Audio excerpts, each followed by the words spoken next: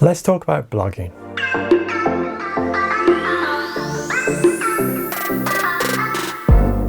What's up guys, it's Paul from Ecommerce Gold, and in this video I want to talk about blogging, and specifically blogging for e-commerce, because I think it's something that a lot of e-commerce website owners overlook as a potential of generating traffic and also potentially generating new sales.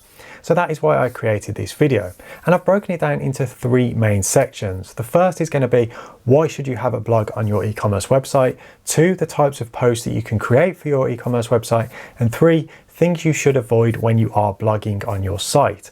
So with that out of the way, let's get into the video. So why should you add a blog to your e-commerce website? Well, I've actually identified 3 reasons why you should add a blog to your e-commerce website, and funnily enough, none of them are primarily to generate new sales.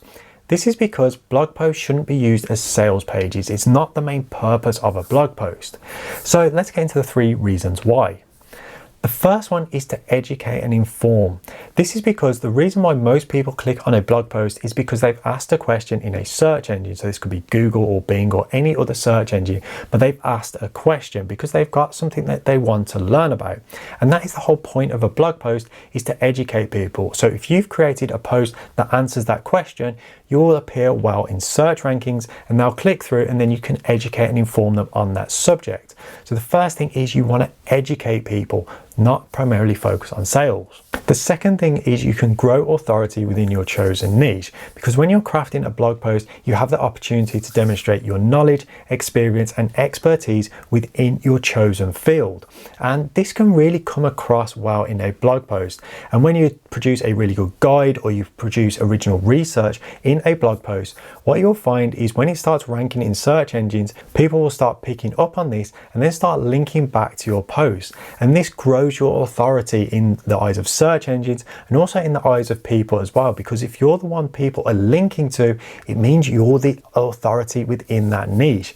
And this can generate lots of traffic to your website and also potentially sales as well, because if you're the authority, people might automatically come to you rather than going to anybody else. So blogging is a great way to grow your authority, which can just benefit your business massively in lots of different ways. So the third thing is capturing a different type of audience to your website. This is because when you've just got product listings on your site, you're generally getting people at the very end stage of the buying process. But when you're producing good quality blog posts and different types of blog posts, which I'm going to cover in the next section, you'll generally be getting people much earlier in that buying process, and you can actually capture them at that kind of research information gathering stage when they're just kind of interested in searching for your types of products. You can catch them at that very early process and potentially get them all the way through the process to buying the product from your site. So you're opening your website up to a completely different audience that you would never expose your site to just by being a straight up e-commerce retailer.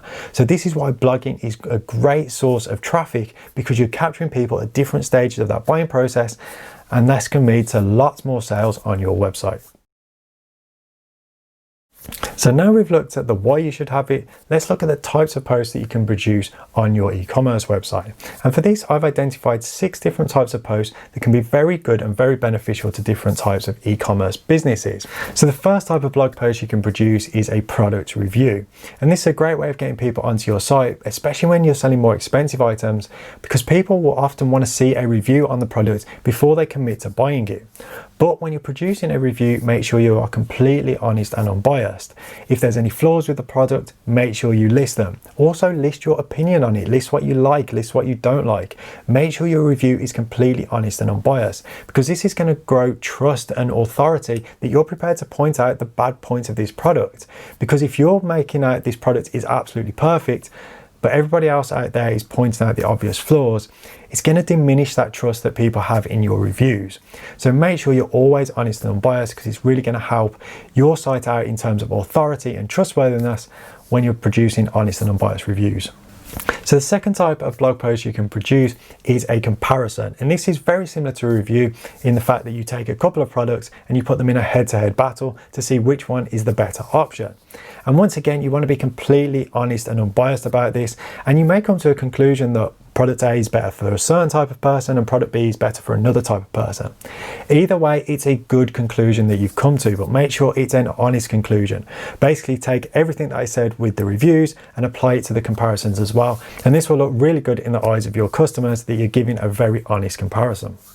So the third type of post you can produce are best of lists. So you may produce one, for example, the 10 best cameras for vlogging. And this is where you've gone through and chosen the 10 cameras that you think are best from vlogging from all the reviews that you have done. And what you want to do in this list is you want to leave a short description of the product and list a few pros and cons. But then underneath, what you want to do is you want to leave a link to the full review so they can learn more about that product, but also leave a link to your sales page as well so they can click through and see more information about that product, whichever link they click. These are good ways of getting people at the very early stage of that buying process because they're looking for the best options for that product. And if you can capture them early, you can potentially turn that into sales. So best of lists are a great way of generating traffic to your site. So the first three types of blog posts I talked about were very product orientated with the reviews, comparisons, and the best of lists.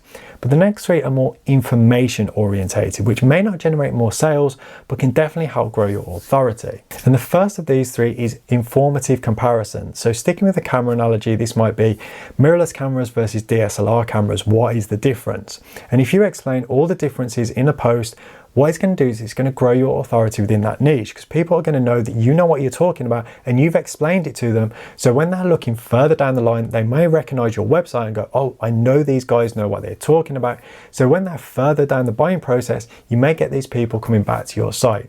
So even though it may not generate sales immediately, potentially these kind of posts can generate sales further down the line, and they're definitely going to grow your authority within the niche. So the next type of blog post you can produce are buyer's guides. And this is a great way to get people at the very early stages of the buying process, because at this point, they're just looking to learn what they should be looking for. They're not looking at what kind of products they should be buying. They just want to learn what they should be looking for.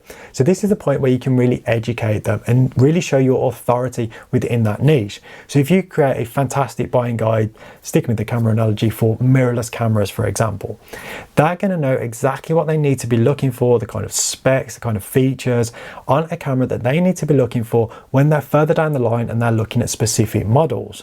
So capturing them really early can be a really good thing because they may just stick on your website through the whole process of buying. So they may start with the buyer's guide and then go and look at products and then eventually go and buy the product from you.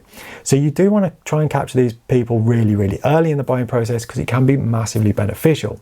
Plus, you may also grow your authority in the niche because people may link to your buyer's guides because you've included such good information that basically it's not worth them producing one themselves. And the final type of blog post that you can produce is how-to guides and tutorials, because this is a great way once again of educating people. And you could do a how-to guide of how to use a product or how-to guide on how to do a process. So sticking with the camera analogy, you might do a how-to guide of how to use mirrorless cameras for video. But then you can also do a how-to guide on how to produce the best quality video. So these are both in the same niche, but they're doing completely different types of guides. And these can be really great at just getting traffic to your site. And once again, building authority, building backlinks, because if you've done a really good how-to guide, people will start linking back to it. So those are the types of posts that I think are going to work really well for an e-commerce website. Now, the first three will probably lead to some additional sales for your site because people are going to click through on the links from these onto your product pages and then go and buy the product. The last three probably won't lead to that many sales. Even though you can leave links to products in there, they're probably not going to generate many sales. But what these types of posts will generally do is generate backlinks and social shares for your website, which is going to help grow the visibility of your site and get more traffic to your site, which can lead to more sales in the long run. So those are what the benefits of having these types of posts are on your site. But what are some things you want to avoid?